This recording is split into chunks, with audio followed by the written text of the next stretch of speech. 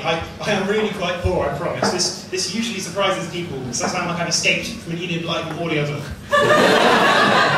Said Michael, toying with his cravat nervously. His flowing golden locks and boyish charm, but I'm a true rugged masculinity with... I haven't actually read any Enid Blyton. Something else surprising about me is I have a girlfriend. I won't tell you her name, because one of you will steal her. I tell my girlfriend she's really special. And she is special. In the same way that Special K is special.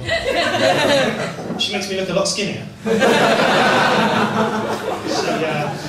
doesn't like that one. Now, I'm a one-liner comedian, which means that my jokes are really long, but I write them all in a size 1 font.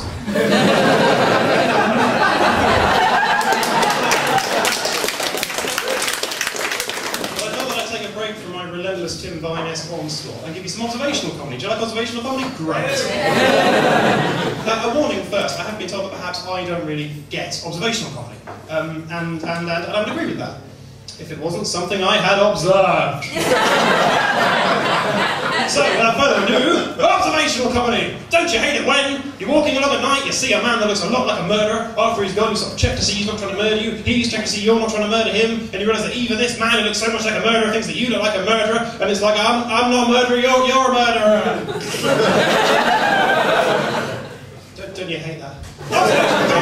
Don't you hate it when you realise just how expensive condoms are, but you can't complain about it to anyone because it's much too late in life to only just be realising this now?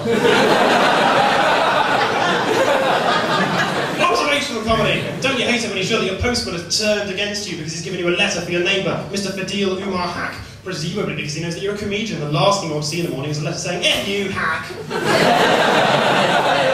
A quick side note to that one, hack is actually a Middle Eastern surname meaning true, truth, or real, which in the context of that joke is ironic. Observational comedy. Don't you hate it when you're walking along, you see your stupid housemate Andy bouncing along the street with headphones in, listening to music, playing air guitar, and you sort of chuckle to yourself knowingly, you give the freak a little wave, but the wave goes weird, you hurt your wrist, it goes like that, he sees you and starts laughing, everyone sees his face, go to hell Andy, you have no right to laugh at me! Observational comedy, we're having fun! Observational comedy! Don't you hate it when you see a foreign girl you know, she says hello, you immediately think hello. I know it isn't your first language, but you need to practice it at home. You can't just walk along the street muttering hello to yourself, people will think you're mental. Anyway, hello is like the first word you learn, it's like the most basic greeting. Have you done a hello? Then you realise she was being hello to you, like, you know, to be polite, and you should have acknowledged her, boy. Finally, observational comedy. Don't you hate it when you think of all those jokes in one sitting, you make notes to write them up properly later, and the next time you show someone your notebook, it falls open on the page that reads, Murderer condoms turn Andy foreign.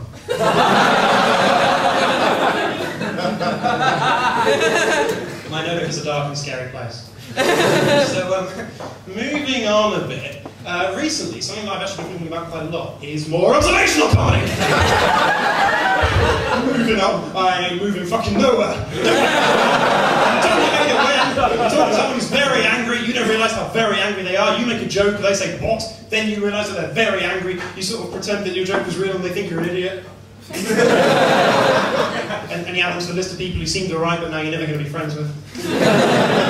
Don't you hate it when you're talking to someone about the sitcom Black Books with Dylan Moore and Bill Bailey? You say, yeah, Bernard and Manny are funny. The person behind you overhears and mishears, turns around and says, that's right, Bernard Manning is very funny. And you get offended, not because he thinks you like Bernard Manning's old racist jokes, but because he presumably thinks you employ the grammatical structure Bernard Manning are funny. What a clown!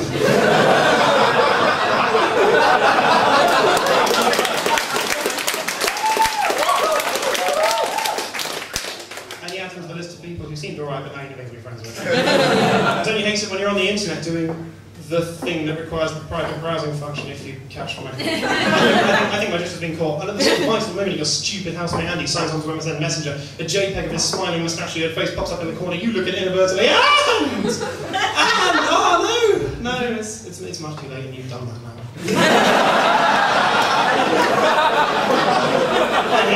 Your stupid housemate Andrew's the list of people who seemed alright, but yeah, you're never going to be great friends with.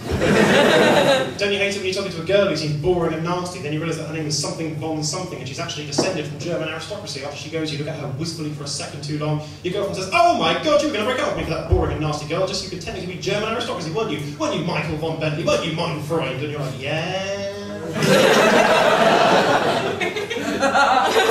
hate it when you're being smug about playing Pokemon unironically for 5 minutes, and then your stupid housemate Andy ruins it all and tells everyone how you played it unironically for 5.5 hours immediately afterwards.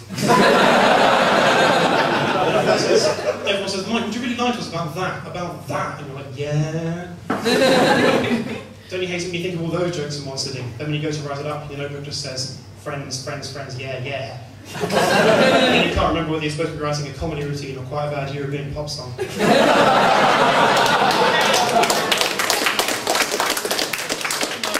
now going to finish with a song. I don't have any instruments, but luckily it's the kind of song where all the music and all the lyrics are being replaced with more observational comedy! Stupid housemate Andy bursts into your room without knocking when you're rehearsing one of 45 intensely personal, really quite critical observational jokes about him, gets offended, storms out, you sort of shout, wait, no Andy, don't go, but you don't really chase after him, it's cold, you're not wearing that many clothes, and he gets away. Don't you hate it when your stupid housemate Andy doesn't burst into your room without knocking, because he's ignoring you now. Observational comedy. Don't you hate it when you write 45 intensely personal, really quite critical observational jokes about stupid housemate Andy, and your notebook just reads, Andy. You don't know what it means, it's not funny, you can't remember what it is at all, you can't get help with it because by now your only friend Andy hasn't spoken to you for a year and a half. I'm sorry, Andy, I'm sorry. I'm an idiot. I'm an idiot. An idiot. An idiot. An idiot. I am an idiot. I was born an idiot. And then I evolved into idiot. On